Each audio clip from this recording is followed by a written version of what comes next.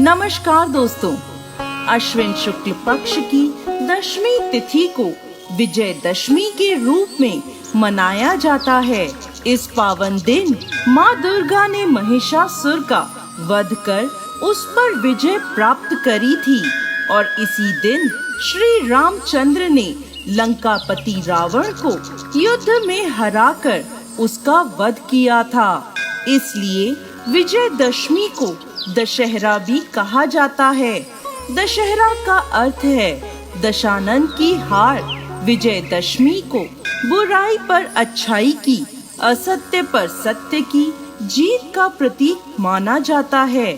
यह शक्ति की पूजा का पर्व है, शस्त्र पूजन की तिथि है।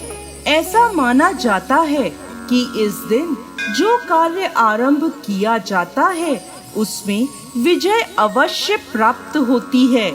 पुराणों के अनुसार जब रावण ने सीता का हरण कर लिया था, तब भगवान श्री राम ने माता सीता को छुड़ाने के लिए लंका पर चढ़ाई करने से पहले ब्रह्मा जी के आदेश अनुसार माँ दुर्गा की आराधना करी थी, ताकि वह उनका आशीर्वाद प्राप्त कर सकें। आदि शक्ति जगदम्बा का पूजन नील कमल के फूलों से किया जाना था। भगवान श्री राम ने हनुमान जी को 108 नील कमल लाने के लिए भेजा।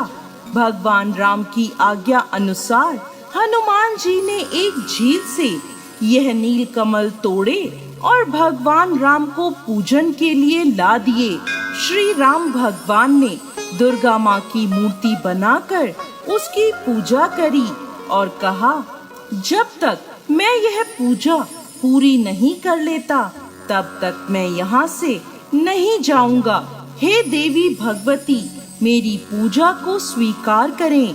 इसके बाद भगवान श्री राम ने आदि शक्ति देवी भवानी की पूजा करना आरंभ किया। उधर रावण भी अमृतत्व की प्राप्ति करने के लिए माँ जगदम्बा की पूजा कर रहा था। रावण ने अपनी मायावी शक्तियों से श्री राम की पूजन सामग्री से एक नील कमल गायब कर दिया, जिससे श्री राम की पूजा बाधित हो जाए। उधर भगवान श्री राम ने माँ भगवती के 108 नामों का जाप शुरू कर दिया। प्रत्येक नाम के लिए वह एक नील कमल देवी को अर्पित करते थे। जब वह अंतिम नाम ब्रह्मवादिनी का जाप करने वाले थे, तभी उन्होंने देखा कि एक कमल का फूल कम है। उन्होंने अपनी आँख को तीर से निकालकर माँ दुर्गा को समर्पित करने की ठान ली, क्योंकि भगवान श्री राम को कमल नयन कहा जाता है। तभी माँ दुर्गा वहाँ प्रकट हुई और बोली, मैं आपकी पूजा से प्रसन्न हूँ। उन्होंने भगवान श्री राम को विजय श्री का आशीर्वाद दिया। इसके बाद देवी स्वयं भगवान श्री राम के अस्त्र शस्त्रों में विराजित हो गयीं। दूसरी ओर रावण की पूजा के समय हनुमान जी ब्राह्मण बालक का रूप धरकर वहां जा पहुँचे और पूजा कर रहे ब्राह्मणों में बैठ गए और एक श्लोक जया देवी भूते हरणी में हरणी के स्थान पर करणी उच्चारित कर दिया।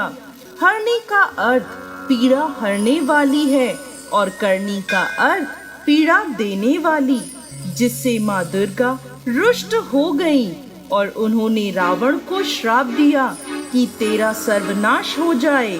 इसके बाद भगवान श्री राम ने अधर्मी रावण को युद्ध के लिए ललकारा और 10 दिनों तक उससे युद्ध किया।